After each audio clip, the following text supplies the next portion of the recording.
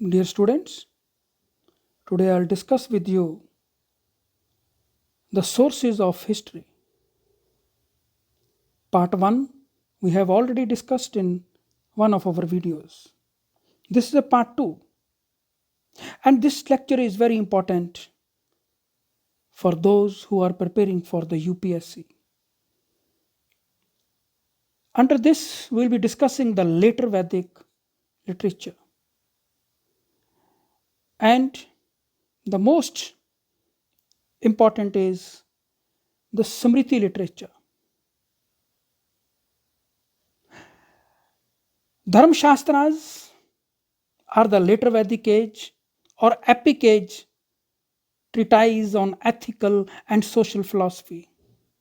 They deal systematically with the proper conduct of the life and describe social, ethical, and religious obligations.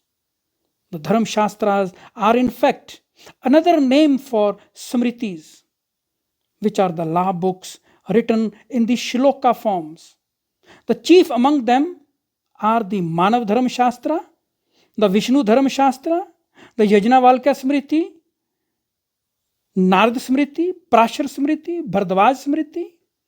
The most important is Manav Dharma Shastra or the Manu Smriti. This Manu Smriti is the oldest and the most famous. Its author Manu is supposed to be the first king and the first lawgiver.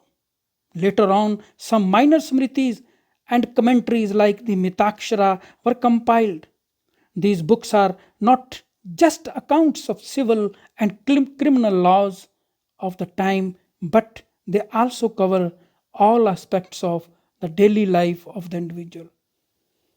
They provide considerable information on the social and political life of the period, the caste system, the ashrams of life, economic conditions, as also state of professions, arts and crafts, architecture, and the working of the administration. Very important literature it is as far as the religious literature of the Hinduism is concerned. The next comes the allied Vedic literature. In this, first one is the Shiksha. It deals with the correct pronunciation. Then second is Kalpa. This Kalpa deals with the rules for the rituals. There are 4 further commentaries of the Kalpa Sutras. One is the Suha, which deals with the sacrifice. Second is the Graha Sutra, which deals with the household duties. The third is Brahma Sutra. Sacred and secular laws are explained in this. The fourth one is Sulva Sutra. It deals with the rules for the measurements of building and places like fire altars.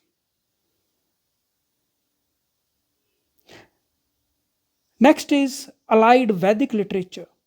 The next part, third one is the Vyakaran Grammar in the 6th, 5th century AD, BC.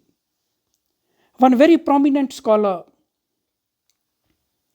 Panini, composed the Ashtadhyayi,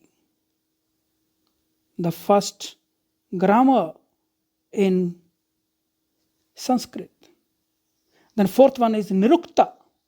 It deals with the etymology or the origin of the word.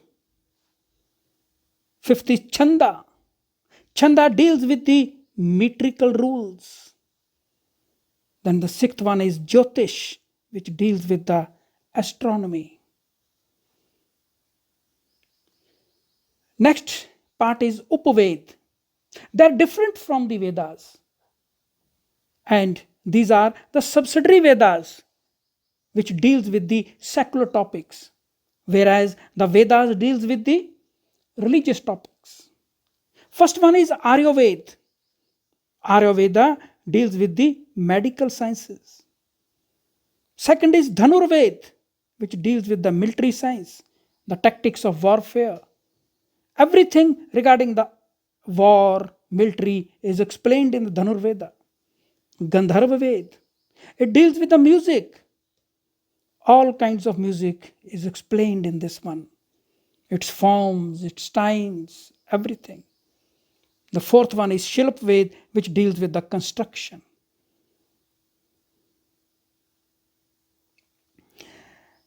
Then very important part is the 6 schools of philosophy. These are the fountains of the knowledge of Hinduism. These schools of philosophy are compiled by the 6 scholars of the different time.